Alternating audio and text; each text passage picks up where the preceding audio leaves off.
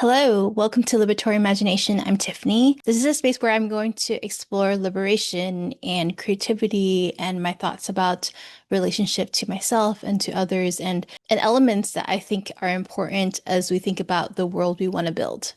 So this is how I define liberatory imagination. It is motion towards the world we are building, a world where everyone's needs are met, free of capitalism, colonization, and imperialism, a world where there is deep relationship with each other and the land. And I want to try a new format where instead of writing, I talk freely on camera. So today I want to talk about a TikTok that I watched recently about jealousy. And I want to analyze it from my own lived experience, as well as how does it connect to building community. So this TikTok is this young femme who is talking about how she cut off a friend because she recognized that she was jealous of this friend. She was like, it's not sustainable to be in this friendship, and it's not right for me to continue it because I recognize my own jealousy. And then she goes on to talk about how this friend had so much handed to her. This friend lived in a city she wanted to live and had the apartment that she wanted to have. And she's a lawyer, so the career that she wanted to have. And she was like, I don't have any of those things. And this friend or this ex-friend had all of it. And I was watching the responses from other people, and a lot of people were like, yeah, jealousy is a human experience where some of us do experience that, and that isn't necessarily wrong. But the hints that something more is happening is how you think things are handed to her. Because not even Kim Kardashian can get a law degree handed to her. And I agree with some people like, yeah, jealousy is something that happens and it's good to be honest about it. But I think that it's also really important to talk about how dangerous jealousy can be when there is no accountability or the ability to self-acknowledge what is happening in jealousy. What am I projecting onto someone? And even like robbing myself and them of a friendship that could be something that is beautiful. And I began to think about my life, and nobody wants to be the person to say, I think you're jealous of me. Like, honestly, I've never said that to anyone because it feels really icky. And also, it feels really weird if I'm wrong, or it feels really conceited or narcissistic to think that someone would be jealous of me. But here are some things that I have learned and seen and witnessed towards myself and also towards other people. And the behavior usually starts with love bombing, where this person will start to like really be like, "Oh, Tiffany, you're so amazing. Like, I admire this about you, and I think that this is so cool that you do, and I love how you're so brave in this and that." And I'm like, whoa, that's so nice. And I think that a part of me is like, okay, like it's nice to being seen and nice being celebrated by another femme. And I'm like, okay, like, I'm like, thank you. But already at that point, there's a preconception of who I am and my value with what they think is worth celebrating.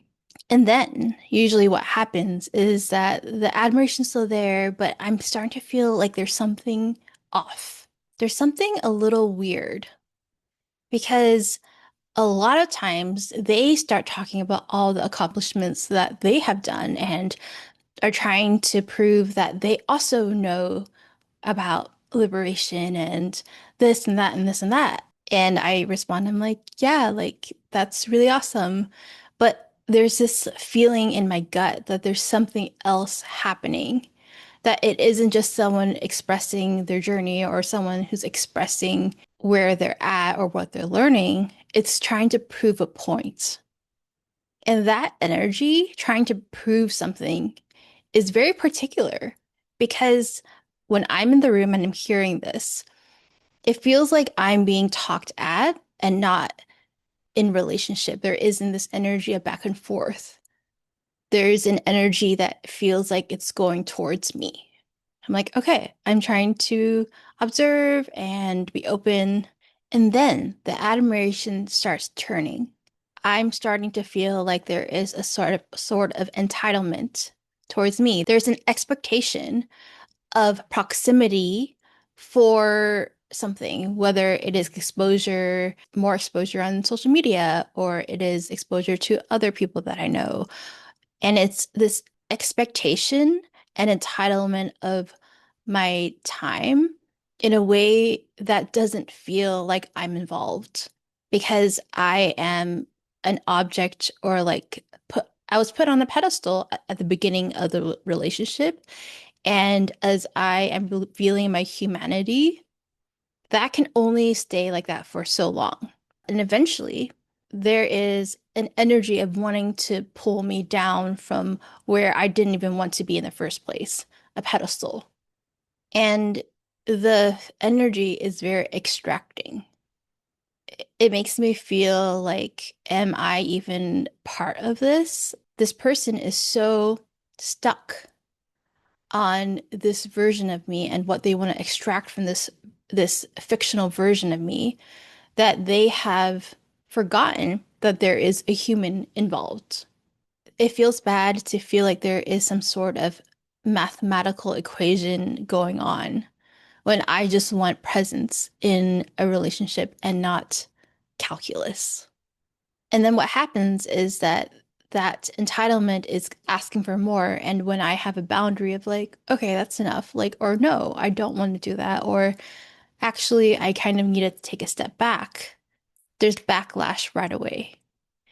And I've seen this happen to other people where witch hunting is starting. So it's gossiping to other people, it is finding fault in ways that are unfair or untrue. And what I've noticed in my life is that I'm also part of that equation. The more that I indulge in this feeling of wanting to be admired and wanting to be applauded at, the more susceptible I am to that energy and that type of person. Because in a way, that is a consensual exchange of like, okay, like you get to flood me with compliments, and I then also give you my time and my energy. But maturing is being able to see it from the beginning of obviously not always being like suspicious, but like sensing that energy of extraction, of pedestaling, of entitlement. I am 37 years old and I have gotten to this place in my life where that type of exchange is not consensual to me. Like I don't consent to a mathematical sort of relationship. I don't value being flattered like that anymore. And I don't think it's cool to be manipulated, whether it is consciously or subconsciously like that. Because I deserve relationships that are full of humanity. And at the end of the day, I know that for my closest friends, that requires self-accountability and also a deep, deep love of self, a deep, deep valuing of the self. Because I think that that's where liberation really roots from, where we don't do things to perform. We act because we believe in the dignity of each other, in the dignity of myself. And how can I uphold other people's dignity when I don't even value myself? And that's a lot of what I'm seeing of like, you cannot outsource your value. You think that if you get close to me, that you can somehow absorb some of my essence or some of my light or some of my, I don't know, whatever they see as valuable. But actually, the source is within yourself. The source is within themselves. That is, they already have that. They don't have to come into another person's proximity to absorb it. And in the same way, I'm pretty sensitive of applauding people really, really hard. I am all for rooting each other on, but how I root on for my loved ones is for them to be in deep relationship with themselves in an honest way, in a deep, unconditional, loving way. And that I am just a side character. I am someone who will cheer cheer them on. I am someone who will call out, hey, I think this is something to pay attention to, and someone to embody what I believe, and to also know that I hold a lot of contradictions in self-love, in my thoughts and actions towards liberation. And so I can see that contradiction and hold the contradiction in my loved ones, obviously with boundaries and strong lines. But unchecked jealousy is so harmful. I've witnessed witch hunts so many times in my own community and also outside of it. And it is ugly when someone hates themselves, when someone loathes themselves and does not have a deep sense of worth. To cut someone down is the easiest way to feel superior. And I have written about this, how superiority is something that I always want to look at, where I don't need to be better than someone. I don't need to be achieving this more. I don't need to be doing more for liberation. I don't need to be doing all these things to feel comforted because I am better than someone, because that mimics the thing I say that I'm against. It mimics power and capitalism. It mimics empire, where the only way that people feel good for 1 second is to diminish other people by stepping on other people's necks. And a lot of people just call it survival. No, no, I reject that. The thing that we're fighting for is that everyone on this rock can have access to food and healthcare and clean water, clean air, where they can have access to creativity and free movement, not through the cost of other people's lives and labor, not through superiority, not through power over. And I'm always thinking big picture, small picture, like a huge systemic movement and tiny ways that I move about in my apartment. How I have to really practice that movement from up here to down here. That down here looks like, is there jealousy in me? Is there something that I need to reflect on and to see if I am wanting to outsource any of my light from other places?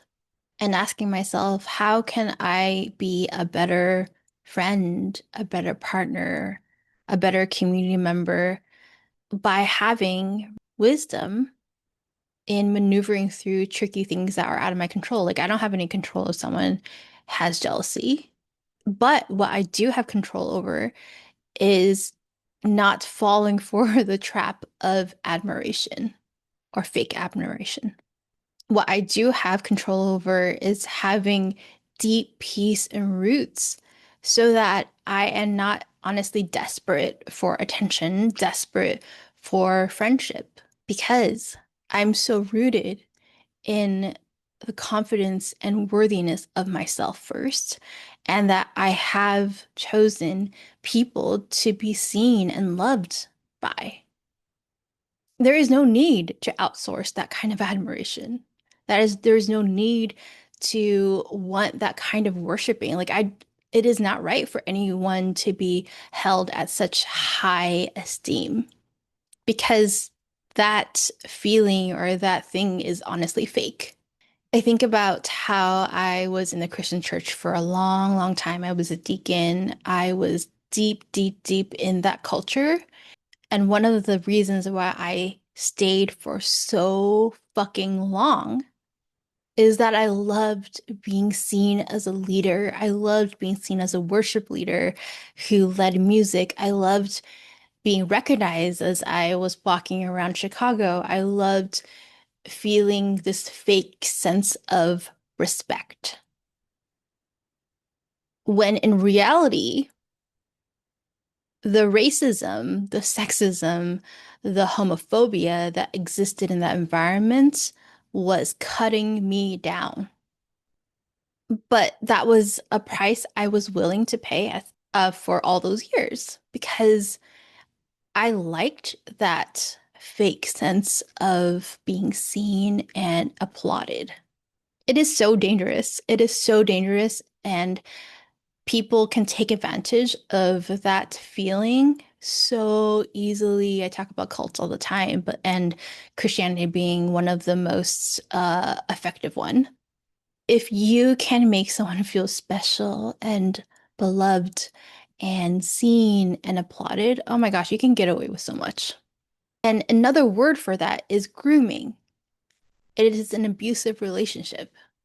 And it is a mind fuck because the survivor feels like there is love. There is what I don't remember what that syndrome is called, but they feel loved and they look around and everything's okay. And like there's this little voice in them that's saying that it's not okay and not everything like something is really off.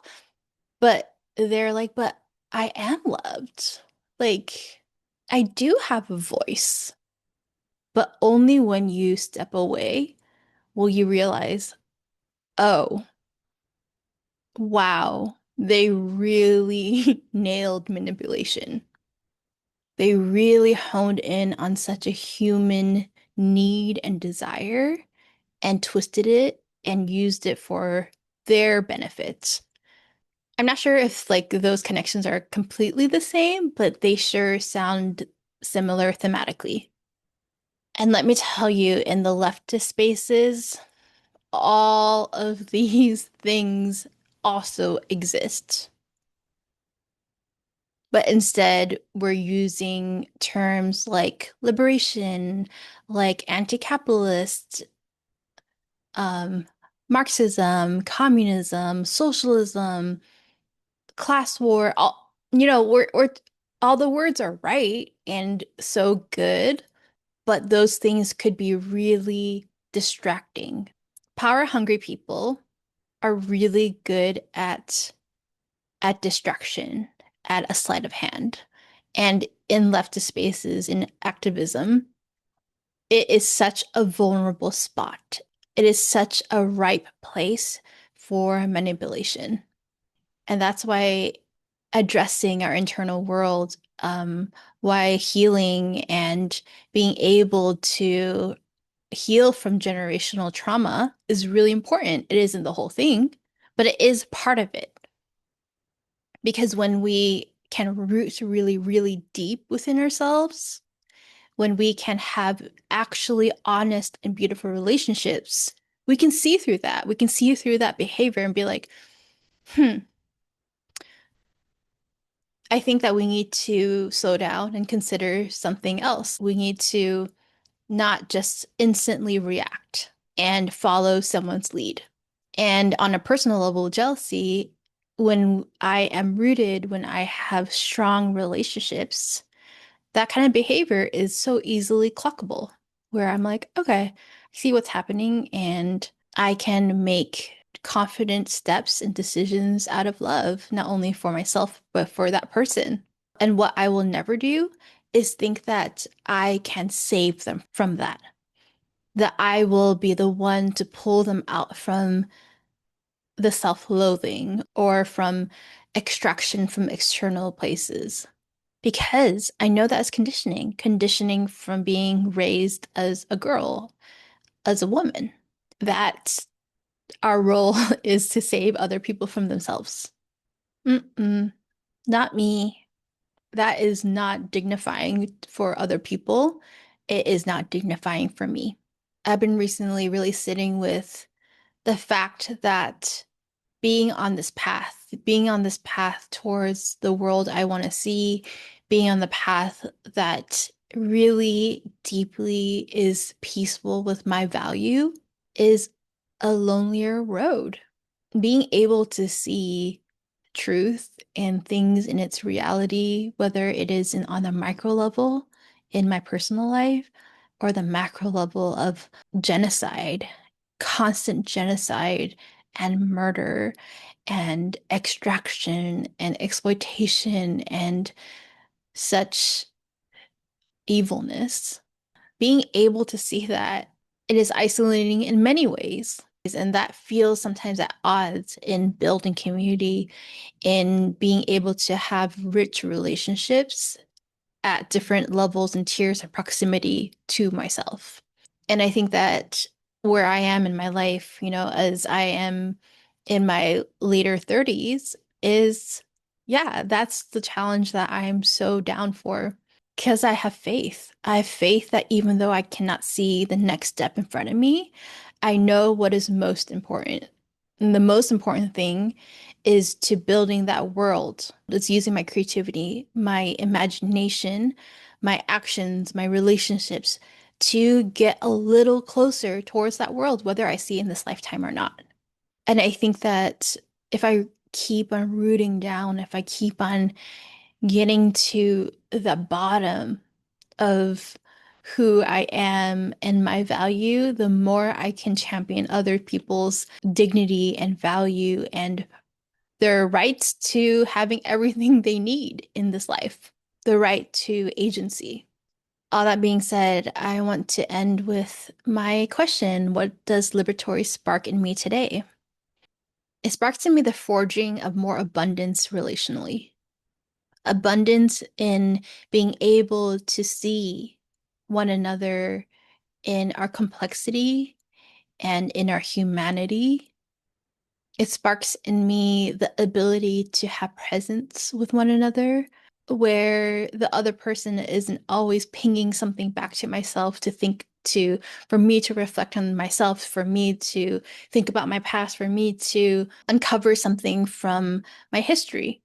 No, the the vision is that I have taken accountability for my past, my history, for the things that I hold, so that the presence with someone else can be more loving, can be more settled, can be more still, can witness the other person as they are.